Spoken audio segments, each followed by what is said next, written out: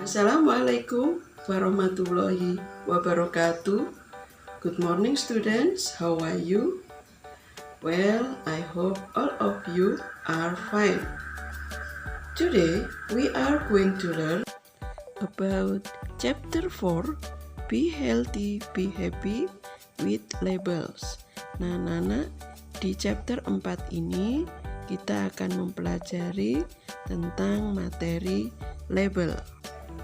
Tujuan pembelajaran kita kali ini adalah siswa dapat memilih produk makanan, minuman, dan obat-obatan yang sehat dan aman dari label.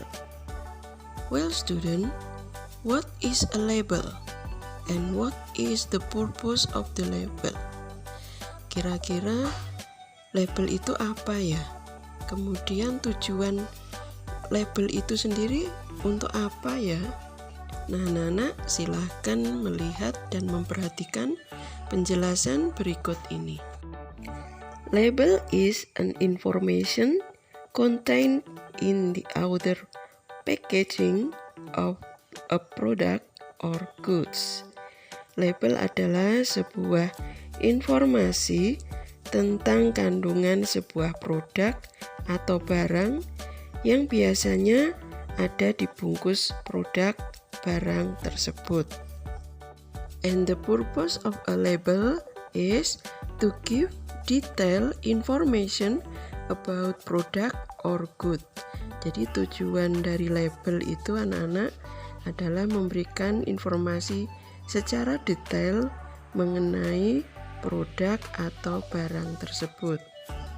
Well, student, you have to focus on your attention on the product following the fact, like the first one, the name of the product. Artinya, anak-anak harus perhatikan nama produknya. Second, the description about the product, gambaran tentang produk atau barangnya. Yang ketiga, the third, the content or amount of the product in the package. Artinya di sana anak-anak harus memperhatikan jumlah atau kandungan yang ada pada produk tersebut yang biasanya ada di label. Yang keempat, the ingredient of the product. Artinya adalah bahan-bahan yang ada pada produk tersebut. Kemudian yang kelima, the fifth, the direction to use the product. Artinya cara penggunaan produk atau barang tersebut. And the sixth, the direction to store of the product. Maksudnya cara untuk penyimpanan produk atau barang tersebut.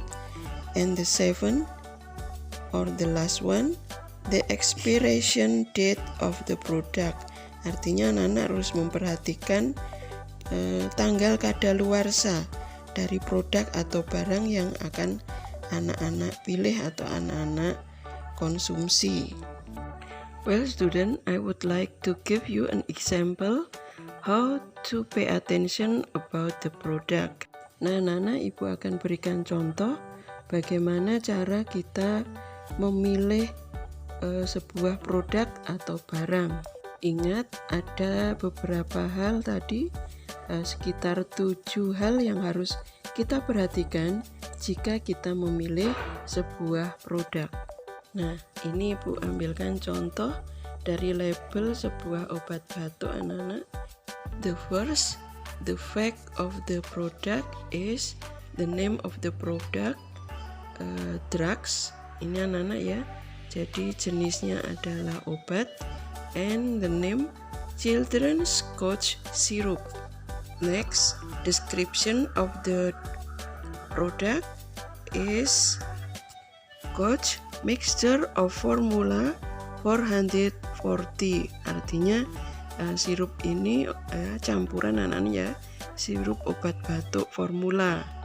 The third is amount or content is 75 ml.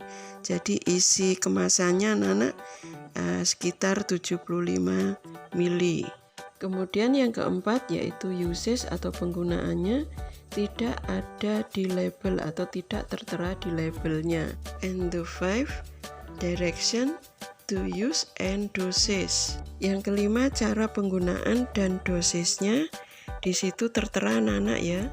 Use medicines according to physician instruction, artinya mengikuti petunjuk apoteker atau yang membuat resep obatnya anak-anak. And the 6 direction to store, atau cara bagaimana menyimpannya.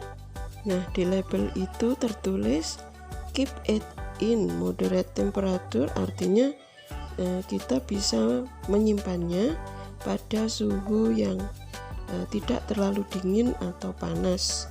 Kemudian keep away from children, berarti anak-anak harus menjauhkan dari jangkauan anak-anak. Maksudnya anak-anak di sini adalah anak-anak kecil, anak-anak ya, anak-anak yang belum usia balik. Kemudian yang terakhir, the last one is expired date. Di situ tidak ada. Jadi kalau kita membeli barang atau produk, misalkan dia harus dikonsumsi, anak-anak lebih baik jika ada tanggal kadaluarsanya.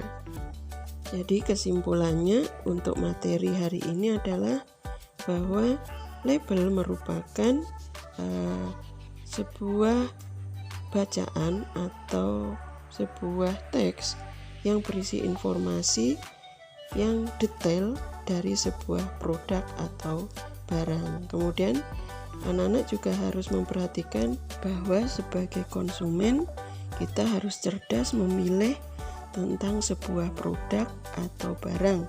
Jadi anak-anak harus perhatikan ada 7 hal tadi yang kita gunakan untuk memilih produk atau barang. Yang pertama, nama produknya apa, kemudian gambaran tentang produknya seperti apa, kemudian isi kemasannya, kemudian juga bahan-bahannya, kemudian cara penggunaan, kemudian cara menyimpan, dan yang paling penting adalah tanggal kadaluarsa.